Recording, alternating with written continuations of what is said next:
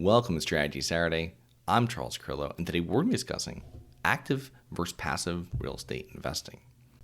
Have you always wanted to invest in real estate but didn't have the time, didn't know where to find the deals, couldn't get the funding, and didn't want tenants calling you? Since 2006, I've been buying income-producing properties in great locations that provide us with consistent passive income while we wait for appreciation in the future and take advantage of tax laws while we're waiting.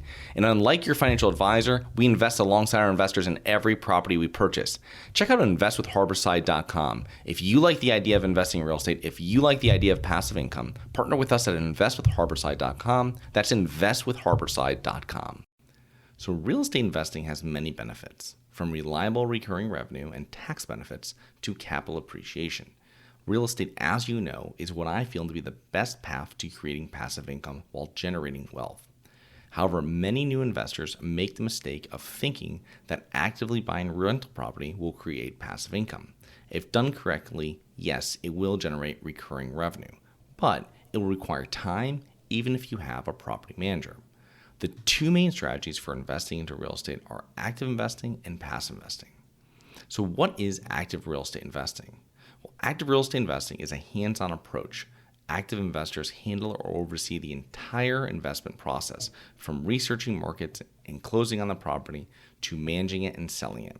Active investors may have a team or a manager that takes over most day-to-day tasks, but the active investor still needs to oversee the properties, what we call asset management.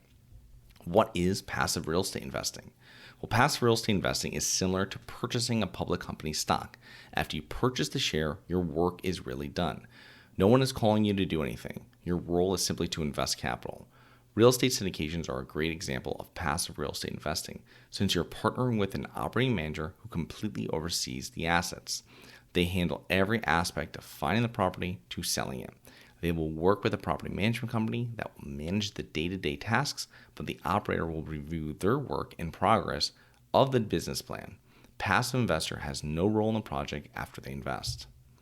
So what are the pros and cons of active investing? Well, the pros to active investing would be more control. The active investor has a say in day-to-day activities of how the properties are operated, including what management company to use, when to refinance, and when to sell. They keep all the profits and cover all the losses. There's no general partner to split profits with. Some of the cons are more experience is required.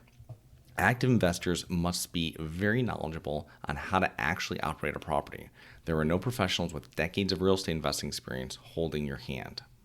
More capital is required. The down payment, closing costs, renovation budget, and reserves will normally be much higher than the typical minimum passive investment into a syndication. There's less diversification. Since more money is required when actively investing, you have more of your capital sitting at one property in one market. There's more risk. You'll most likely need to personally guarantee the mortgage on your investment property. What happens if that property cannot generate enough money to pay its bills? You may lose much more than the rental property, possibly your personal home and other assets. More time is required. As an active investor, you need to manage the daily operations or hire someone and then manage them. There is always some level of management required. So what are the pros and cons of passive investing? Well, the pros are it requires minimal knowledge of managing real estate. It's much easier to diversify since every investment requires smaller amounts of capital. Access to institutional grade properties that are out of the reach of small investors. There's substantial tax benefits. And my favorite, it is passive. Receive regular cash distributions without having to do anything. Now, some of the cons to passive investing. There's much less control over the investment. No say in day-to-day property management, operations, when to refinance or when to sell. There's a lack of liquidity. As an investor, you don't have the ability to necessarily make the decision to sell your share of the property, or sell the property as a whole.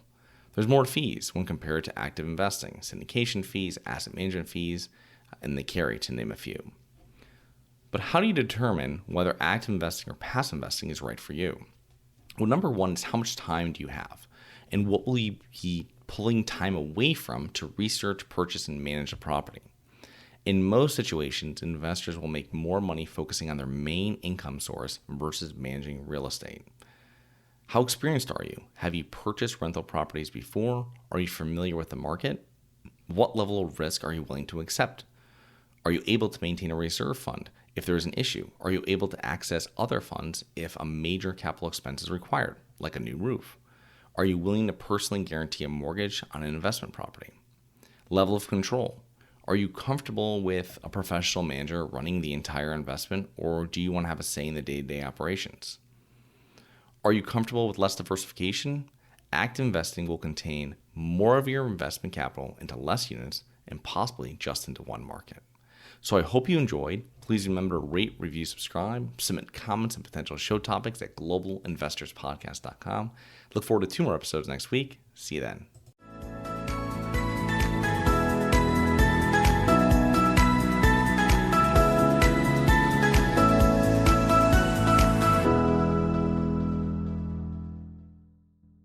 Nothing in this episode should be considered specific, personal, or professional advice. Any investment opportunities mentioned on this podcast are limited to accredited investors. Any investments will only be made with proper disclosure, subscription documentation, and are subject to all applicable laws. Please consult an appropriate tax, legal, real estate, financial, or business professional for individualized advice. Opinions of guests are their own. Information is not guaranteed. All investment strategies have the potential for profit or loss. The host is operating on behalf of Syndication Superstars, LLC exclusively.